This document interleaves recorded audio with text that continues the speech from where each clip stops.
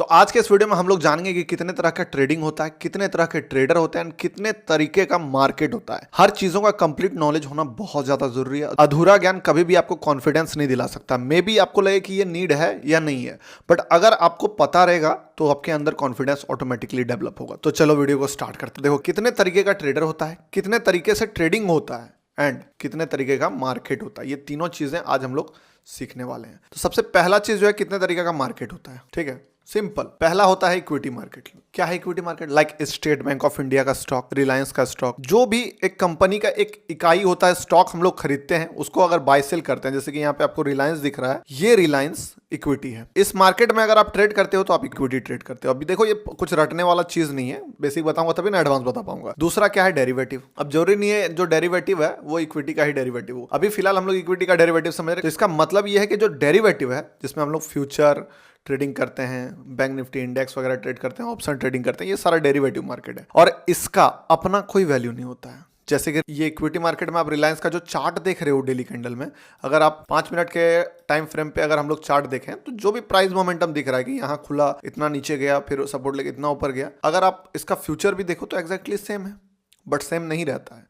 आपको आने वाले एडवांस कॉन्सेप्ट में बताऊंगा कैसे स्टॉप लॉस हंटिंग वगैरह में आप इस चीज का यूज कर सकते हो डेरिवेटिव का। बट अभी मार्केट का बात हो रहा है तो बात यही है कि जो इसका प्राइस है इसी को फॉलो ये वाला प्राइस करेगा। असलियत में ये ट्रेड हो रहा है। अब देखो इसका नीड क्यों है। अब मान लो आपको लग रहा है कि रिलायंस जो है बहुत बेयरिश है, काफी चढ़ गया है, अब तो इसका प्राइस गिर जाएगा, तो आपके पास कोई ऑप्शन नहीं है। इक्विटी मार्केट में, कैश मार्केट जिसको बोलते हैं, उसमें क्या ऑप्शन है? आपके पास अगर होल्डिंग रहेगा तो आप बेच दोगे रिलायंस, लेकिन फायदा कमा पाओगे नहीं।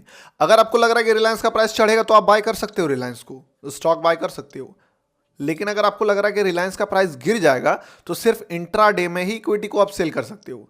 बट अगर आप चाहते हो कि 1 महीना 2 महीना किसी स्टॉक का ट्रेंड को आप कैप्चर करो, लॉन्ग टाइम ट्रेड करो, तो उस चक्कर में कभी भी शॉर्ट करके आप पैसा नहीं बना सकते हो। बट अगर डेरिवेटिव है तो डेरिवेटिव में आप शॉर्ट करके पैसा बना सकते हो। बट सारे स्टॉक्स का डेरिवेटिव नहीं होता। जिसमें लिक्विडिटी रहता है, जिसका मार्केट कैपिटल एक ठीक ठाक रहता है, उसी का डेरिवेटिव आपको इंडियन मार्केट में देखने को मिलेगा। अगर कोई बड़ा कंपनी जैसे लाइक LIC, अभी इसका डेरिवेटिव नहीं है, बट आने वाला टाइम में आ जाएगा। जैसे SBI कार्ड का आ गया, और जो ट्रेड होते हैं, ज्यादा ट्रेड होते हैं, मार्केट कैपिटल डिसेंट रहता है, उसका डेरिवेटिव जो है आ जाता है। खैर ये सब तो अलग बात है कि कौन सा स्टॉक का डेरिवेटिव आएगा नहीं आएगा। बट अभी समझो कि इक्विटी हो गया, डेरिवेटिव हो गया, जिसके अंदर फ्यूचर एंड ऑप्शन आ गए। अब बारी आता है करेंसी मार्केट। अगर आपको देखना है तो जैसे कि यहां लिखोगे आप USD, जेरोधा में ही सारा कुछ आपको दिख जाएगा। देखो CDS दिख रहा है ना, करेंसी डेरिवेटिव भी, ये भी NSE के थ्रू ही ट्रेड होता है। और इसका भी अगर आप चार्ट देखो तो इसमें भी प्राइस मोमेंटम हो रहा है। इसको अगर आप ट्रैक कर सकते हो, एनालिसिस कर सकते हो, तो यहाँ पे भी ट्रेडिंग पॉसिबल है, बट मार्जिन काफी ज्यादा लग जाता है। इसके बाद जो मार्केट है इंडिया में वो कमोडिटी। जैसे मैं पहले क्रूड ऑयल ट्रेड करता था, क्रूड ऑयल दिख रहा है आपको, क्रूड ऑयल, इसका भी आप प्राइस जो है देख सकते हो, ये भी प्राइस मोमेंटम करता है। यानी कि क्या है, चार्ट है सिंपल। जो भी मार्केट में प्राइस अप डाउन होता है वहां पे लोग ट्रेडिंग करते हैं। अब जैसे कि क्रूड ऑयल आप देखो, इसमें बाय करना चाहोगे तो दिखेगा 1,93,000 का मार्जिन चाहिए। बट क्रूड ऑयल पहले 10-12 हज़ार में ट्रेड होता था, मैंने किया है 12 हज़ार में ट्रेड। ये 1 पॉइंट बढ़ता है, जैसे 6020 में आप खरीदोगे, 6025 हो जाएगा 1,90,000 लगा के, तो आपको 5 पॉइंट यानी कि 500 पर पॉइंट 100 रुपीज़ का प्राइस मोमेंटम होता है। आने वाला टाइम में हो सकता है इसका फिर से मार्जिन घटे, लोग ट्रेड करेंगे। क्रूड ऑयल ट्रेड होता है, इसका मार्केट भी करीब 11-11:30 बजे तक चलता है। करेंसी हो गया, कमोडिटी हो गया। यूएस में बहुत सारे कमोडिटी मार्केट में ट्रेड होते हैं। जो बड़े ट्रेडर हैं वो कमोडिटी ट्रेड करते हैं, और जो सबसे बड़े ट्रेडर हैं दुनिया में, जो सबसे ज्यादा ट्रेड होता है, वो स्टॉक, इक्विटी, फ्यूचर, डेरिवेटिव ये सब नहीं होता है, वो करेंसी ट्रेड होता है। क्योंकि कंट्री का सेंट्रल बैंक भी इस चीज को ट्रेड करते हैं। तो कमोडिटी हो गया एंड फॉरेक्स, जो कि इंडिया के बाहर का सारा चीज जो है, जिसमें कि बाहर का कुछ इंक्लूड है, लाइक USD INR, इसमें USD पे डिपेंड कर जाता है, तो फॉरेक्स हो गया। बिटकॉइन फॉरेक्स हो गया, USD forex, USD INR forex, euro USD, Japanese yen USD, ये सारा चीज जो है फॉरेक्स मार्केट है। इंडिया में आप अगर करेंसी में फॉरेक्स ट्रेडिंग करना चाहो तो सिर्फ 4 पेयर मिलेगा, क्योंकि यहाँ पे वही अवेलेबल है, और लिक्विडिटी का भी इशू है। तो ये सारे मार्केट हो गए। इसके बाद भी बहुत सारा हो सकता है मार्केट है, बट काम का जो मार्केट है वो आपका इक्विटी का मार्केट है, डेरिवेटिव का मार्केट है। बट अब जो नेक्स्ट चीज है कि मार्केट तो समझ गए, लेकिन इस मार्केट में भाग लेने वाले लोग कौन से हैं, आपको पता तो होना चाहिए ना कि आपका ओपोनेंट कौन है, किसके साथ आप गेम खेल रहे हो। ट्रेडिंग में आए हो, आपने बाय किया, कोई तो सेल किया ना, कौन है वो सेल करने वाला। तो देखो सबसे पहले तो हम लोग हैं रिटेलर, और कौन है मार्केट में, HNI, हाई नेटवर्थ इंडिविजुअल, जिसका भी कैपिटल 500 करोड़ 1000 करोड़ है, सारा HNI है। ठीक है, इनके हाथ में भी बहुत पावर रहता है, ये भी चाहे तो किसी स्टॉक को ऑपरेट तो कर ही सकते हैं, भले निफ्टी बैंक निफ्टी को नहीं करें। इसके बाद आती है इंस्टीट्यूशनल ट्रेडर, जो कि संस्थागत ट्रेडिंग जिसको बोलते हैं हम लोग। उसमें भी 2 हैं, जो कि फर्म वाले ट्रेडर है। कौन? एफआईआई, जो बाहर के, इंडिया से बाहर के लोग भी इंडिया में ट्रेडिंग कर रहे हैं, वो फर्म सब, वो हजारों लाखों करोड़ों का उनका जो है डेली का बाइंग सेलिंग रहता है। दूसरा है डीआईआई, जो इंडिया के बड़े बड़े इंस्टीट्यूशंस हैं। ये इंडिया का जो मार्केट है ना ट्रेडिंग में, 70% मार्केट यही लोगों के हाथ पे डिपेंड करता है। 70 क्या बोल लो आप, 80% मार्केट जो है इन्हीं लोगों के हाथ में डिपेंड करता है।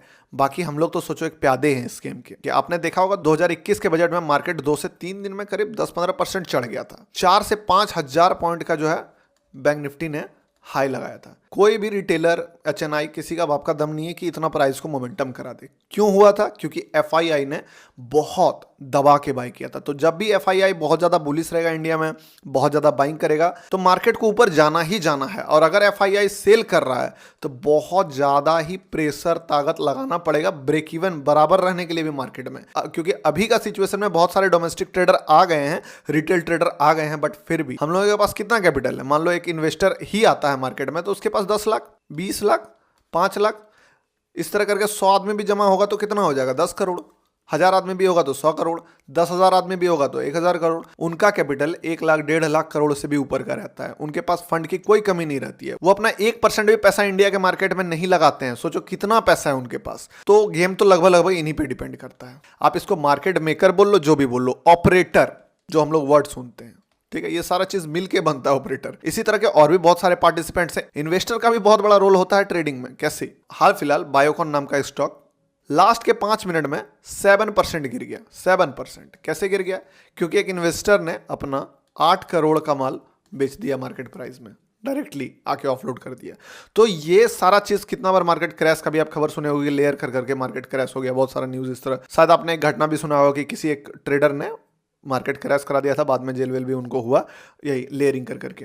तो सारा जो पार्टिसिपेंट्स है उनका रोल रहता है मार्केट को बनाने में, लिक्विडिटी देने में, कि अगर आप बाय करना चाहो तो कोई सेलर भी वहां पे अवेलेबल हो, कोई सेल करना चाह रहा है तो कोई बायर भी अवेलेबल हो। इसीलिए निफ्टी, बैंक निफ्टी में आपको बहुत ज़्यादा ही बाइंग सेलिंग दिखने को मिलता है। वहीं अगर आप कोई ऐसा स्टॉक देख लोगे, फॉर एग्जाम्पल ये स्टॉक है, ठीक है, कितना प्राइस है इसका? 274। इसका चार्ट आपको दिखाऊंगा, देखो कैसा दिखेगा चार्ट। इसका क्या मतलब है पता है? कि इस मार्केट में एक लिक्विडिटी नहीं है। 1 मिनट का चार्ट अगर आप देखो, इसमें क्या दिख रहा है आपको? प्राइस जंप करता है, सीधा जंप करता है। आप चाहो तो इसके प्राइस को मैनिपुलेट कर सकते हो। मैंने खुद इस स्टॉक को कितनी बार ऑपरेट किया शुरुआत के टाइम में, क्योंकि बहुत ईजी होता है, छोटा मोटा, मतलब लाख रुपया से आप इस चीज़ को खेल सकते हो उस गेम में। लेकिन यहाँ पे जैसे कि रिलायंस आ जाता है जब बात, इसका चार्ट देखो आप, कितना आपको दिख रहा है?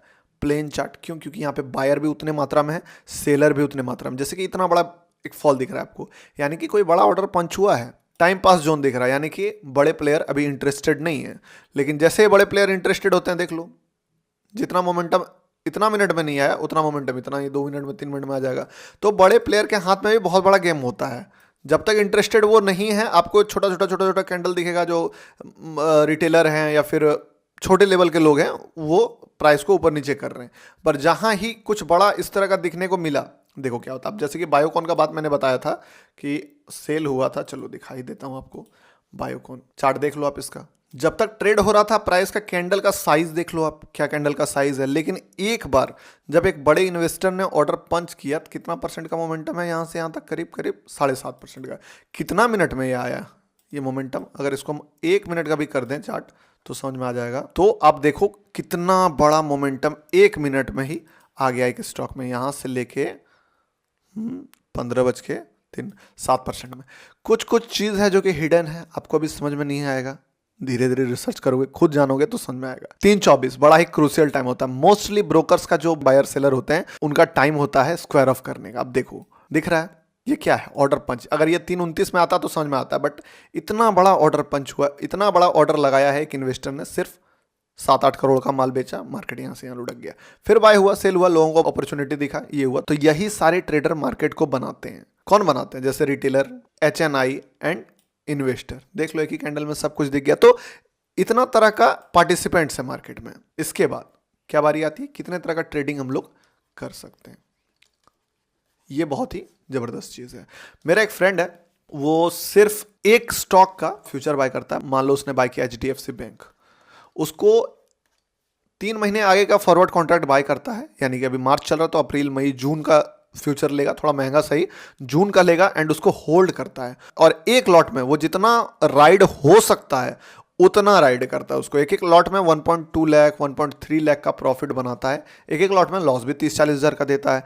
तो ये भी एक टाइप का ट्रेडर है जो कि सिर्फ 200 रुपये ब्रोकरेज में उसका इतना बड़ा प्रॉफिट लॉस चल रहा है। बट वहीं एक और ट्रेडर है जो कि दिन में 5 ट्रेड लेता है, ठीक है, ब्रोकरेज भी 300 रुपया देता है और पैकेट में 800 रुपया कमा के निकलता है, जिसमें से 300 मार्केट ले गया, बचा 500 रुपया। जिस दिन 800 रुपया लॉस करता है 1100 जाता है, इस चलते कभी भी ब्रेक इवन नहीं हो पाता है।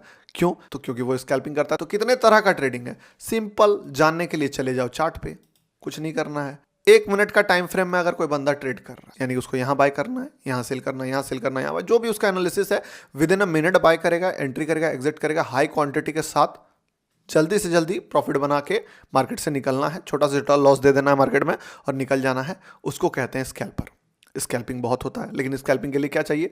लिक्विडिटी वाला मार्केट, प्राइस में मोमेंटम, एनालिसिस और लेवल तगड़ा होना चाहिए आपका, खुद पे इमोशनल कंट्रोल और हाई होना चाहिए। क्योंकि थोड़ा सा भी मिस्टेक हुआ, मान लो किसी ने यहाँ पे ब्रेकआउट देख के बाय किया, वाओ बहुत बुलिश कैंडल, ग्रीन कैंडल, जैसे ही बाय किया मार्केट ने ग्रेट कैंडल बनाया, उसका साइकोलॉजी, उसका माइंड से इतना स्ट्रांग होना चाहिए कि वो इस कैंडल पे ही एग्जिट कर जाए, अदरवाइज इतना बड़ा लॉस देगा। वेट कर लिया तो इतना बड़ा लॉस देगा। तो पहला तो हो गया भैया स्कैल्पिंग, जिसमें बहुत तगड़ा लेवल का आपको एक्सपीरियंस, नॉलेज एंड खुद पे कंट्रोल होना मांगता है, क्योंकि आप ओवर ट्रेडिंग के जाल में बहुत ज़्यादा फंस सकते हो, क्योंकि दिन में करीब करीब 300-400 कैंडल तो बनेगा ही 1 मिनट का, जितना भी टाइम बचता है।